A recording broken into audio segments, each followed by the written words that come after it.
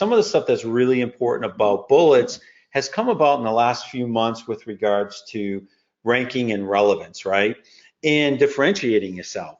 Bullets used to be just, I would say not long ago, maybe 9 months ago, it used to be a place where you would just stuff keywords, right? It would just be a keyword stuffing, how many keywords can you get in your listing?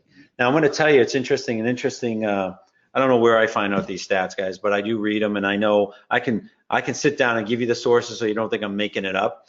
But the most successful sellers rank on page one for 4 to 6 keywords, and they're the most profitable and the most highly converted keywords.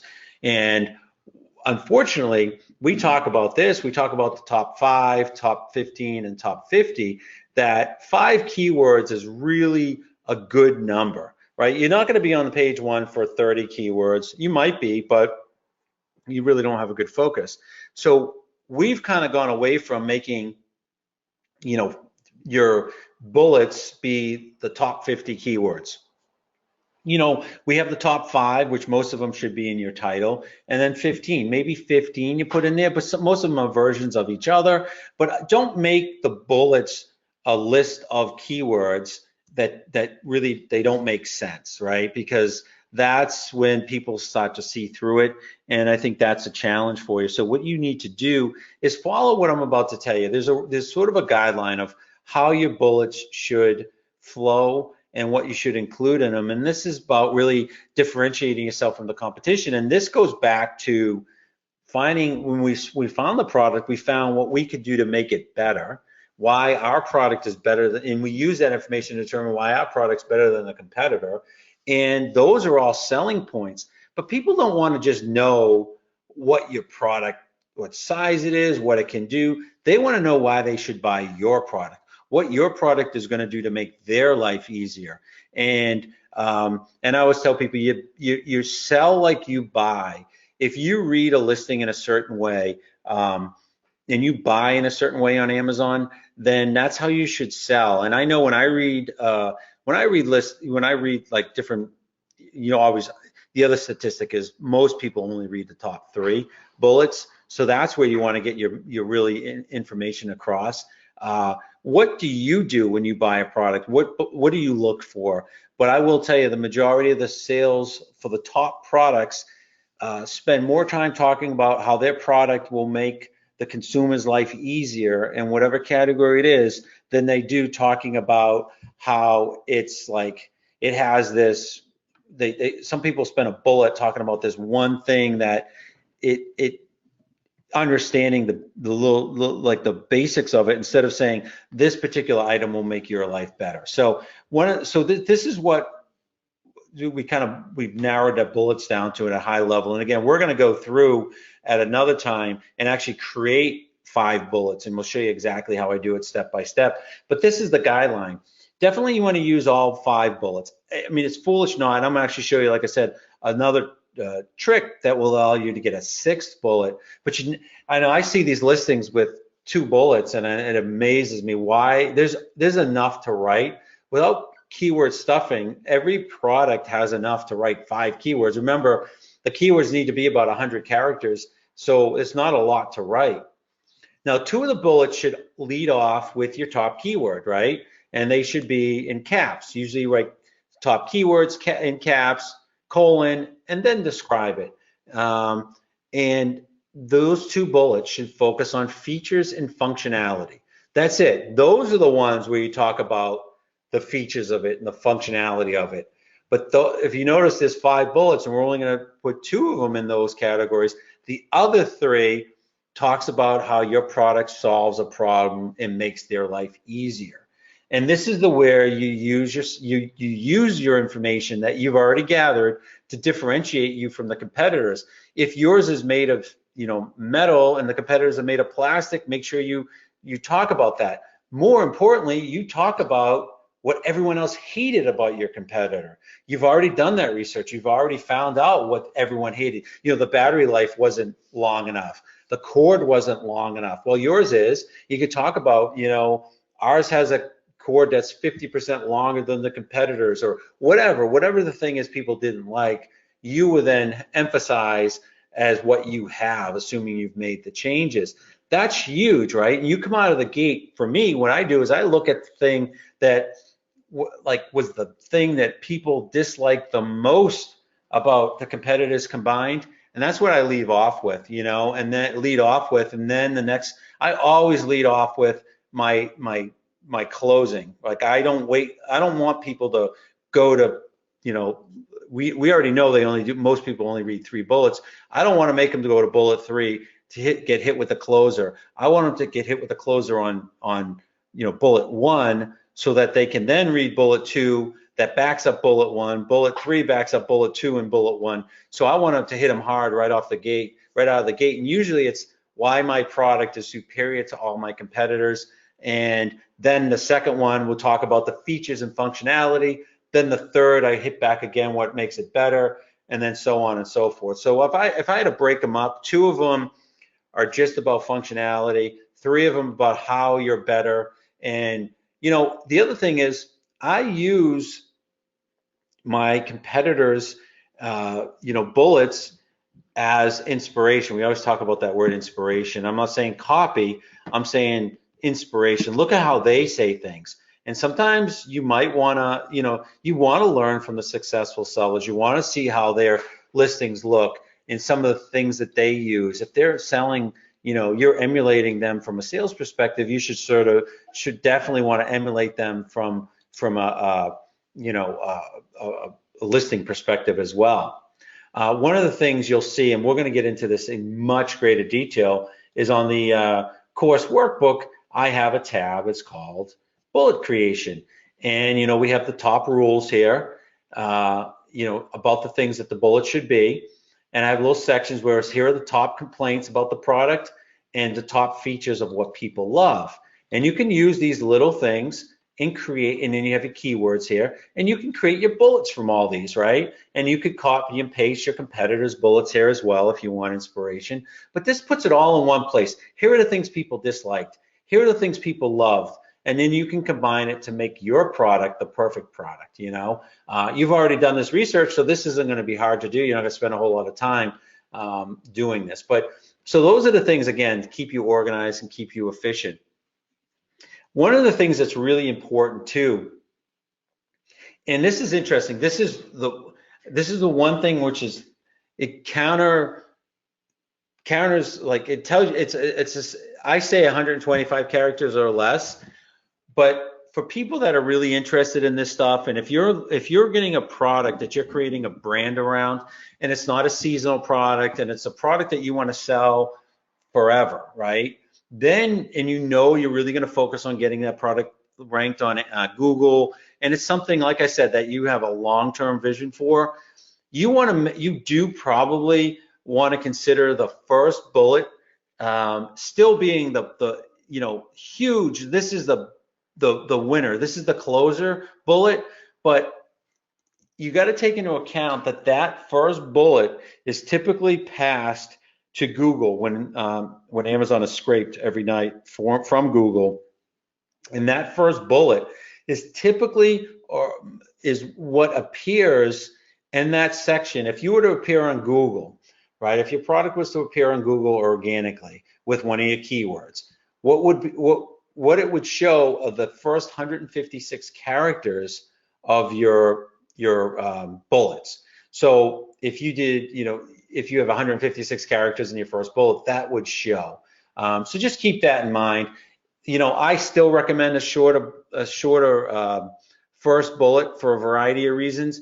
But if this is something that you're like looking super long term, you might want to consider that. Or if you're ranking already, you would want to maybe on Google, you would see how that works to make sure you have that first bullet show. Because remember, if that's the closing bullet and it shows up on Google organically, everybody's going to see that closing bullet, which is pretty awesome. So keep that in mind. There's this other thing on bullets that drive me crazy. People talk about money back guarantee, commitment to service. you got to remember, money back guarantee is a actually forbidden keyword for Amazon, and Am people buy on Amazon because they know the Amazon return policy is the most lenient return policy in the face of the universe, right? I mean, in retail, nobody has a return policy like Amazon. They take back anything and everything just because the customer doesn't like it, no matter what. So to say money back guarantee, in my opinion, it's a wasted bullet, right? It truly is a wasted bullet because it's redundant, okay? You might want, you could talk about certain, products like warranty. If you have a product that's under a warranty, and you're going to do like we talk about advanced strategies of using using the fact that you have an insert in your product that if people want a warranty, this is legal actually. If you have an offer, and a lot of people offer warranties on a product, even though it's maybe a product doesn't have a warranty, but the reason they offer it or not inclined to have a warranty, because then they're able to put in this is the only time you're able to give an email address on an insert to an Amazon customer, because if you're driving them to a website to activate a warranty, that's within Amazon's terms of service. You can't drive them to a website to market to them, but if they need to register their product so that they can get a warranty, that can be done on an insert, that can be done on a follow-up email legally within Amazon's terms of service. So if you have that and you want that, you would definitely want to put that in a bullet. If you want to do an ebook, you would definitely put that in a bullet, usually on towards the bottom end. But for me, if I see this all the time, if you're not satisfied, money back guarantee. Well, Amazon already does that. Like, that's not going to differentiate you from the competition. In fact, you may miss out on a very valuable bullet by just focusing on doing that. So that's my opinion, and based on like some of the statistics that I see, it'd be more valuable to talk about other parts of your product, or sometimes, quite frankly, I may use that last bullet, because I know most people hardly ever get to the last bullet. I may use the end of that bullet to put a 1 or 2 keywords in the future. Say I wanted to rank for a keyword that I wasn't indexing for or whatever, 6 months down the line, the surefire way to get indexed for that keyword is you put it in a bullet and the back end. You'll immediately get indexed for it. So sometimes I would do that, but maybe for 1 or 2 keywords, because I don't like my bullets to be keyword stuffed, as I said earlier. But if there's a keyword down the line that you lost ranking, indexing for or whatever, you would use the last bullet to do that, because rarely do people actually read that last bullet. So anyways, that's kind of my deal. Were there any questions, Mike? Did that make sense? No, there were a lot of good questions. Yeah, I was answering them while you were going over everything. But yeah, everything made sense for sure.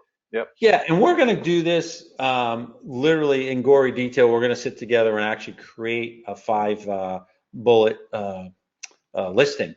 So at the end of the day, we're going to have a full listing for the water hose. So Yep. that's going to be cool. But these are some things that you should think about. And if you're an active seller, reevaluate your listing, reevaluate your bullets. Are these how your bullets are set up? Do they accomplish that? Does the customer come away looking at your product saying, I should have this product, this is the product for me? And if the answer is no, or maybe not, you should rethink it. And I'll tell you, the best statistic is what's your conversion rate. If your conversion rate is at the average of Amazon, which is about 10%, then I want to tell you, I harp on this. You guys are sick of hearing it, but it is what it is. Remember, click-through rate, the 4 pillars of click-through rate. It's really 3, but a 4th is the coupon variable. Your picture, your title, and your price. That dictates whether or not somebody clicks on your listing, okay? So that's one statistic. But the statistic that really, really matters is what's your conversion rate. How many times people actually buy? If you have a 10% click-through rate, that means it takes 10 clicks of your listing before somebody buys it. If you have a 30%, think about that. You go from 10 to 3. That's like ridiculous. So if you have a 10% click-through rate, then there's something wrong, like, because you've already got the person's attention. They've already clicked on your listing, either the price, the picture, or the title, got them interested enough that they clicked on your listing, but then they don't buy. So not only do you get hit negatively because they look at your listing then back out, that's not a good thing. Amazon doesn't like that. Your conversion rate, you lose, you pay for a click if it's on a pay-per-click, but you lose the opportunity. You didn't close the deal. And so what was it? Was it backup pictures? Remember, they already clicked on, they already liked the single picture, they liked your title, and they liked your price. Otherwise, they wouldn't have clicked on it. So for me, it's usually the first two bullets. Did the first one knock them out of the park? Did the first one get them interested enough to read the second bullet? Did the second bullet keep them interested enough to read the third bullet? And typically, if you got them on the second bullet, they really want to buy, and they've searched based on a keyword, then you're going to you're going to close the deal. But typically, the reasons the deals aren't closed, the reason you don't get the conversion is because you did not wow them in the first bullet. You didn't just get their attention. Again, you've already got their attention. You've already got them on your listing. You just now need to close the deal. So that's kind of important. Obviously, I meant to in the listing too. Obviously, the review. So that's the fourth pillar. But when someone just launches, they don't have a review. So it's 3 and 4 pillars, and then you can add the coupon if you want after you get your first review. But so here's the deal. You got them in your listing. Now the bullets close the deal. They're the closers, and that's why I lead off with the closer. Don't make them wait for it. Just hit them right out of the gate with it, and that will increase your click-through rate exponentially. So I would argue that you all should be looking at your click-through, your conversion rate. And if your conversion rate is at the average or below, if it's below the average, you really got to redo your whole listing. And Amazon's listing, when they click on it, is in a certain way. It's the title, it's the reviews, it's and then the bullets come next. You notice the descriptions at the end. Most people, like I focus the least on the description as far as early, because most people don't scroll down to the description. They only scroll down to the description if you sold them in your bullets, right? Your bullets have to be compelling enough that they want to keep reading about your product. Now, certainly if you have your own brand, you then have enhanced brand content, which is then that becomes even more important than the bullets. But most of us don't have that. So right now you got to sell them with the bullet. Hit it out of the gate with the number 1 bullet. And remember, if they're disinterested in that, everything else you've done in your listing doesn't matter. So for me, I would leave this call. If you're an already existing seller, go look at your conversion rate. And if it's at or below the 10%, you need to do something quick. You need to reevaluate your entire listing process. And even if you're at 20 or 30%, sure, try to fine tune it a little bit. Make sure it's not too long. Make sure Amazon's algorithm, without question, favors shorter bullets, favors shorter titles. We know that to be a fact. So, anyways, I think I've beat up bullets enough.